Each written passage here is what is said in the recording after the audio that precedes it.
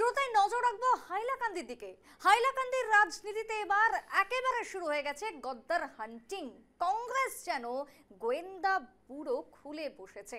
Mission একটাই, ঘরের ভেতরের ভিশনকে খুঁজে বের করা। এটাই নাকি মিশন। জেলা পরিষদ বোর্ড গঠন নিয়ে উত্তপ্ত পরিস্থিতি এক প্রকার হাইলাকান্দিতে।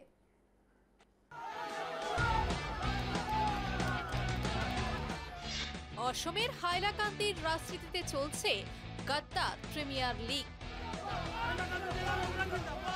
বিজেপির 3 ভোট কেমন করে ম্যাজিক করে 4 হলো তা নিয়েই তুমুল হইচই। টসে জিতে চেয়ারম্যান কংগ্রেসের ফাতেমা, কিন্তু দলের ভেতরে ফিসফাস।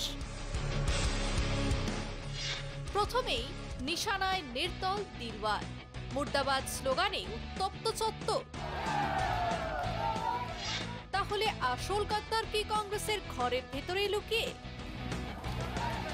মঙ্গলবার বিকেল 3টায় বোর্ড গঠন শুরু। 8 জন শপথ নিলেন, তারপর মেগা ফাইনাল। বিজেপির পম্পা দাস বনাম কংগ্রেসের ফাতেমা বেগম।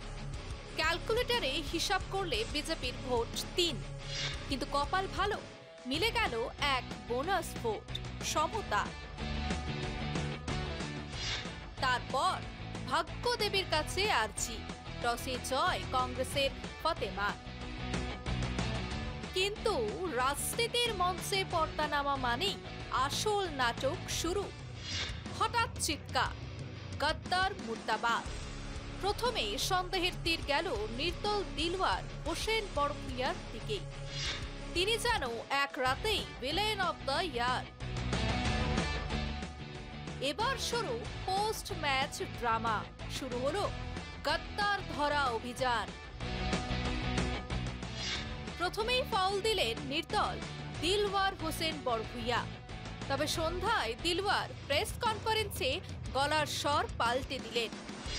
হাম গরিব হো সকতে হ্যায়, গদ্দার নেহি, প্রমাণ সহ হাজির তিনি। প্রশ্ন উঠছে, গোপন ভোটিং এর ভিডিও বাইরে এলো কিভাবে? প্রশাসন কি হাইলাকান্দি সিরিজের ওটিটি রাইটস বিক্রি করে ফেলেছে? দালাল যারা এরা গদ্দার বলছে আমাকে, আমি আর প্রমাণ দিবার আর কিছু নেই। আমার ভিডিও অলরেডি আমি ফেসবুকে পোস্ট করেছি। দেখেন, আমি জীবনে প্রথমবার নির্বাচিত হয়েছি, ওভারটেকিং হয়েছে। তারপর ডিসি স্যার উপস্থিত ছিলেন, সবাই উপস্থিত ছিলেন। আমাকে সবাইকে বলা হয়েছে আপনাদের সবাই ফ্লাইট মুড করে নেবেন। আমি ফ্লাইট মুড করে নিয়েছি। আমি যখন বুট দিতে গিয়েছি আমি আর ভিডিও রেকর্ডিং করে রেখেছি, কিন্তু আমি ফ্লাইট মুড অন করিনি। এখন গোটা শহর পপকর্ন হাতে বসে আছে। প্রতিদিনের এপিসোডে নতুন টুইস্ট, নতুন সন্দেহভাজন। আর কংগ্রেসের ভেতরেই চলছে সেই এক খেলা। গদ্দার ধরো, পুরস্কার জিতো, আর ট্রফির নাম গদ্দার অব দ্য ইয়ার। হাইলাকান্দি থেকে ক্যামেরায় পার্থনাথের সঙ্গে নীলোৎপল দেবের রিপোর্ট, নিউজ লাইভ বাংলা।